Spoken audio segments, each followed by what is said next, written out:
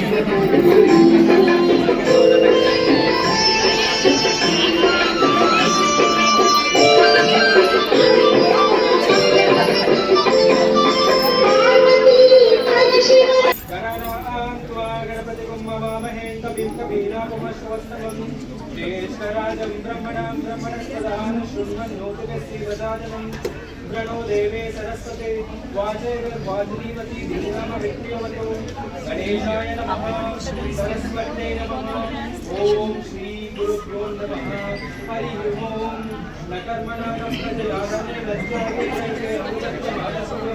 परे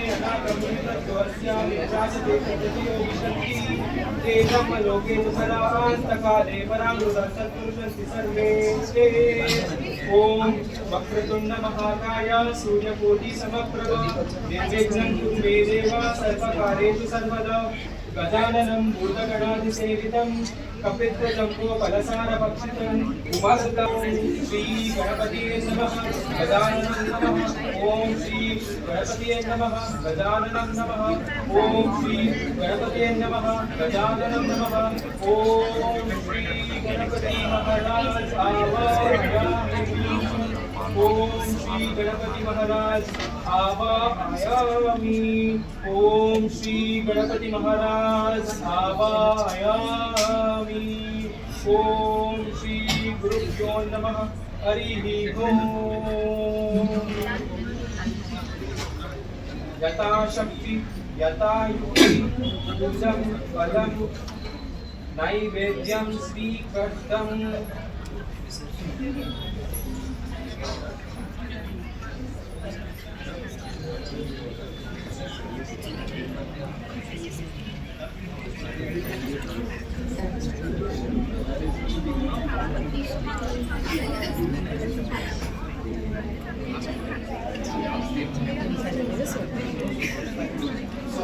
ఇంకా అలా పూజ అన్ని కంప్లీట్ చేసుకొని రూమ్కి అయితే వస్తా అంటే ఇక్కడ వినాయకుని అయితే పెట్టినారు. ఇంక ఇక్కడైతే అంబిషన్స్ అన్ని మామూలుగా అయితే లేవన్నమాట. ఇంకా స్టార్టింగ్లోనే ఇలా అయితే ఉంది. ఇంకా లోపలికి వెళ్ళి చూసిన వినాయకుడు అయితే మామూలుగా లేడనమాట.